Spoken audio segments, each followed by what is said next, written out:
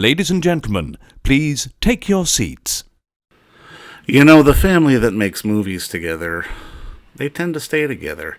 And if you can hear the sound of my voice, you must be in the seats with, once again, as always, my name is David Voigt.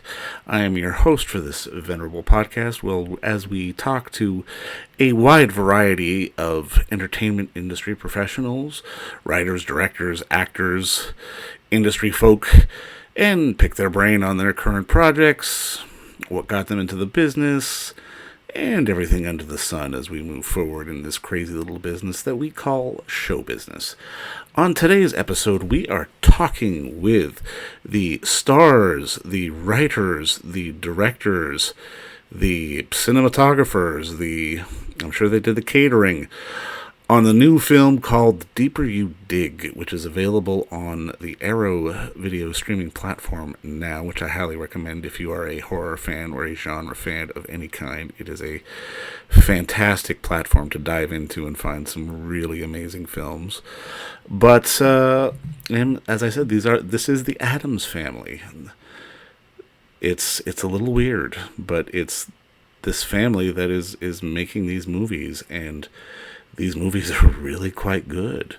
Takes us to the aftermath of an accident, sort of in a rural setting, in a roadside accident, late at night, snowy weather, and there's a tragedy and something happens, and the lives of a mother and a daughter and this stranger seem to be intertwined, and it's really a sort of fascinating and compelling kind of psychological horror that we don't always see enough of. And I mean, it's just so well executed. And I mean, again, I will have to tip my cap to John Adams, Toby Posner, and Zelda Adams, who are this amazing filmmaking family, which you're about to hear from in just 1 second. Now, I mean, first off, I love the movie. Congratulations. It's absolutely great. Can you walk me through not just the initial idea for this particular story? Because I think for this, I love how it really is very sort of existentially horrific and sort of psychologically, as opposed to just sort of viscera flying up against the walls, this, that, and the other. But also just because when I look at the three of you, and I mean, I think you guys take DIY filmmaking to sort of the next stage. And what was the sort of the birth of that? Those are all great questions and great comments. So there's a lot right in there, right?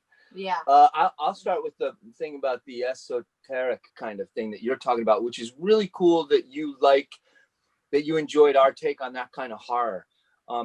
We really enjoyed that aspect of the Seven Circles and that kind of spiritual horror and like the depth of death and what you take to death, like guilt or sadness or revenge, you know, all those things. And it's fun. We had a lot of fun figuring out ways to try to visualize kind of those concepts. So it's a huge compliment that that's something that you enjoyed about The Deeper You Dig. And in fact, now we're working on a movie called Hellbender, where we're definitely trying to push those bounds further and trying to get better at expressing those kind of concepts, like visually, right? Like, you know, that the esoteric horror, and it's difficult but extremely fun.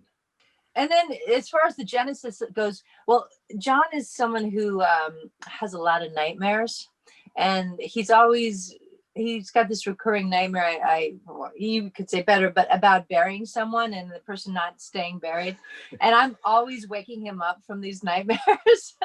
and I think this was a way to, in a sense, just cinematize this recurring nightmare that John has. No, that's fantastic, because I mean, it really is sort of the encapsulation of just that horrible accident, that horrible moment gone wrong, pushed to the absolute extreme.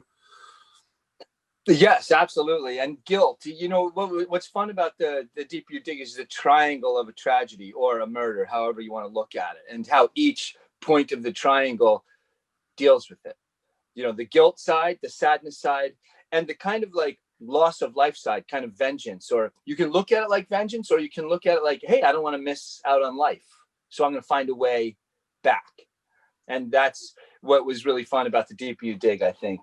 And as a mom, I'll just throw in, I thought it was really kind of cool to push the question, how far would a mother and daughter go to actually stay bound together? And I like to think that we found a twisted answer to that. No, I mean, I love that. And I mean, I guess that kind of leads into my next question, because obviously this is a creative process. Filmmaking takes a village, but most of the village is your family. And I'm kind of curious, how does sort of the process of giving each other notes go? Or do you sort of hash a lot of that out before you actually start shooting stuff? I think that we're really spontaneous. I think since it's just us, we can really work like at the moment. Like if there's a blizzard outside, we say, hey, it's snowing, let's go outside and let's film very quickly. But basically all the time we're kind of talking about what we want to shoot later on and how we're going to do it. And basically whoever is on camera, like if John and Toby are on camera, I'm the one filming. If Toby and me are on camera, then John is the one filming. So basically whoever's not on camera is directing and controlling the camera. Yeah, and at this point we've gotten to the place where we realize, instead of maybe arguing about like direction, like somebody being like, I'm the director, instead of doing that, each of us has our opinion on how a scene should unfold. And so luckily these days you can shoot as much as you want. And so that's what we do. We shoot everybody's, if we disagree on something, we just shoot the two different versions and then go home. And when we throw them on the editing board, the editing board pretty much decides which one worked. How do you sort of, because I mean, I love the house, and especially the way you shot the house, especially with the use of angles and just how everything felt a little more sort of intense than perhaps, you know, it needed to be, just to sort of create that sort of air of dread. How, like, is it literally just a question of being on the road and finding something and shooting? Or like, can you location scout? Can you do those kind of things? That house, again, thank you. That house is why the movie, The Deeper You Dig, we always are talking about movie ideas. And so we had maybe 5 different movie ideas that we were banging around as we go to soccer practice, trying to figure out, well, which one do we want to do? Which one can we do? And when I started redoing that old house, that's where I worked for the last 2.5 years, redoing the whole house. As soon as I started tearing it apart, I was like, you guys, it's so beautiful. Like, it's this character. It's already a crazy, scary skeleton monster. Right. So we should shoot this movie, The Deeper You Dig, now. And we all walked through it, and the answer was, oh my God, yes. You know, that house was basically a character that arrived on set and said, hey guys, I want to work. And we set the camera up and we started. And our first shots that we did were all basically learning how to shoot the house. We shot the house before we even shot any of us. And then as the characters progress, as the story, the narrative of the film progresses, so was the house simultaneously progressing, you know, as John would put up walls of the house, in a way it became a metaphor for certain things that were happening in the film. I don't want to give too much away, but certain transformations. So it became the perfect metaphor for us. Now, I mean, this is an awkward question, but I've got to ask it. Because obviously in the credits it says the Addams Family. Are you leaning into the pun just by being a filmmaking family that way, or? Okay, so there's just no way to avoid it. Like, you know, I don't know how much Zelda gets it, but I grew up with, hey John, da-da-da-da. Yeah, exactly. Exactly. And so there's no way to avoid it. We don't play it. But I'll tell you what, we get tagged so much on Instagram / Addams Family. And it's so funny because there's a picture of Wednesday. Right. Which we have nothing. So it's unavoidable. It's always been unavoidable. But I'd have to say it hasn't been out of control. Like, we don't get it too much. The other one we get is, oh my God, I love your beer. And it's always like, yeah, well, that's Sam Adams, but I'm glad you love beer. Exactly. Poser sounds a little funny, you know, like, it's like, oh, I don't know if we want to be the posers, although I am the real poser, since that's my last name. No, I mean, it's funny that you asked Yeah, sorry. Go ahead. No, go ahead. Go ahead. No, just that it has been mentioned a lot, and people are getting a kick out of it that we're the Addams Family. So it hasn't been negative. I think it's a good conversation piece. Yeah. It's fun. Well, I guess on that note, is there because obviously you work a lot in horror, is there a sort of an Addams Family comedy or an Addams Family drama in your future, do you think? Yeah, well, so we started 10 years ago making films. This is essentially our 6th feature. And so the first 4 were definitely dramas. And I still like to think about what we're doing with horror as dramas, just adding these textures of horror and supernatural. Right, okay. I mean, I really do, because that way we make sure we stay focused on the story, and it just doesn't just become about the various tropes we could throw in.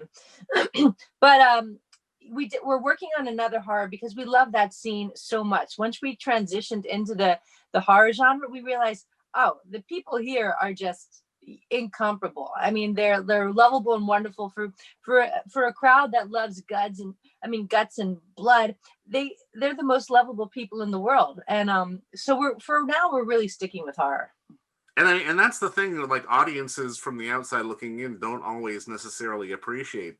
The horror film community is always not only open and warm and giving, but they're open to experimentation. They're open to different kinds of filmmaking.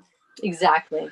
They are pushers of art, and it's wonderful to be a part of the horror community. Now, I guess my next question is, because obviously you're a family, how do you sort of balance life and art? I think they blend with one another very well. I think that we all love making films, and I think we really enjoy talking about it. And I'm not explaining it very well. How do you? No, you are. You said it right off the bat that they just blend. We drive to soccer practice. We talk about movies. We right now we're living in an RV because of COVID, and she wasn't going to be in school. So we figured, well, let's go drive around the country and find beautiful spots to film these kind of dream sequences and the esoteric horror that we're working on. So I think you answered it perfectly. The two now just blend so well. It's just a part of our life.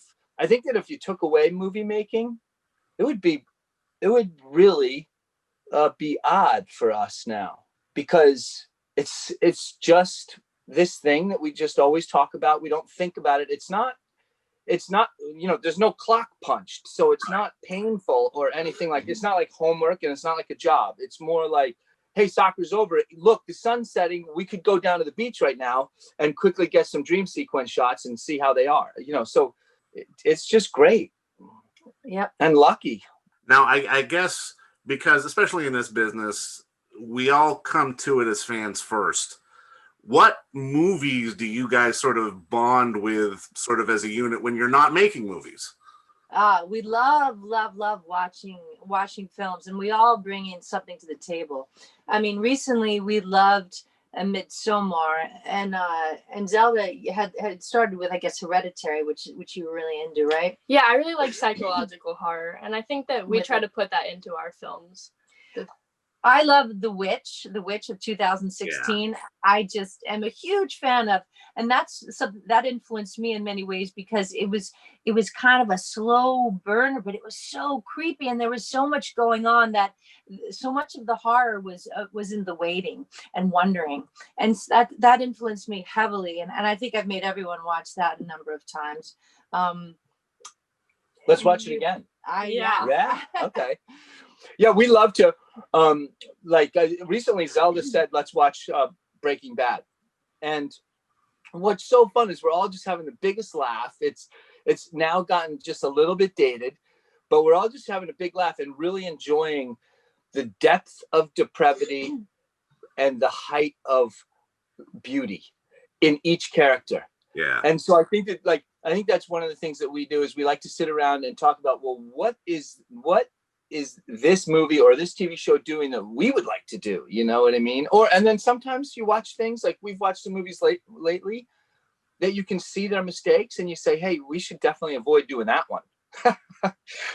And it's great. It's fun. But the best field for that are the film festivals. Yeah. And for instance, we premiered at Fantasia, in Montreal. And that, I mean, that was the, It's I mean, when you get yeah. when you get introduced to not only so many cool films, but also to the filmmakers. So you're learning nonstop. And for me, that's part of the best part of making films is going to the festivals. And now there's a new slew of them coming on. So we'll have a whole list of other things to watch. Yeah. When you're making films and telling stories, is there, at least from your perspective, sort of a conscious sort of acknowledgement of, okay, maybe we'll tell something in this way because people are liking that, so we've got to sell it? Or is it just a question of finding the right story for the right moment at the right time, given wherever you are in your lives? I would say that. I mean, I would say, if anything, we're not so into following rules. I mean, I kind of don't want to follow a lot of rules. No, I'm with you on that. Yeah. I mean, because first of all, everybody follows the rules. So if you're following the rules too often, you're not going to make something very original. And because we can be spontaneous, a lot has to do, and we don't have a huge budget. A lot of it just happens with what's falling in front of us at the moment, and making that work. And also, we didn't know a lot of the rules, and it's funny when you learn a rule and you realize, oh my God, we haven't been doing that. Like just recently we learned in cinematography something called the 180 rule. And I was like, oh my God. And it said, amateur filmmakers constantly break the 180 rule. And I'm like, going back and looking at it. But then it's kind of like, you know what? Fuck that rule. You know what I mean? Like it looks good.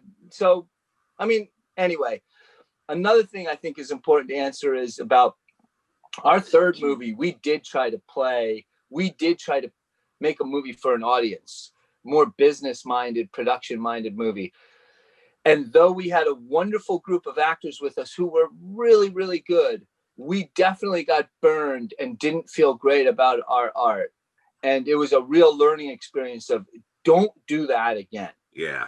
And it's probably the movie that we learned the most. And it was painful, but best lesson ever, which is do not try to make a Quentin Tarantino movie, or do not try to make, John Carpenter movie. Just stick with being an Addams Family film, and people will love it or hate it, but that's just the way it is. And don't play that game. And we got stung. Well, that really does speak to just not only being able to sort of rise to the top and have the good stuff really get noticed and sort of like the cream rising to the top, as it were, but also because, most people will end up seeing your movie on the Arrow streaming service, which, is basically a little film festival at the click of a button. And people get these options to sort of explore and try new stuff. I think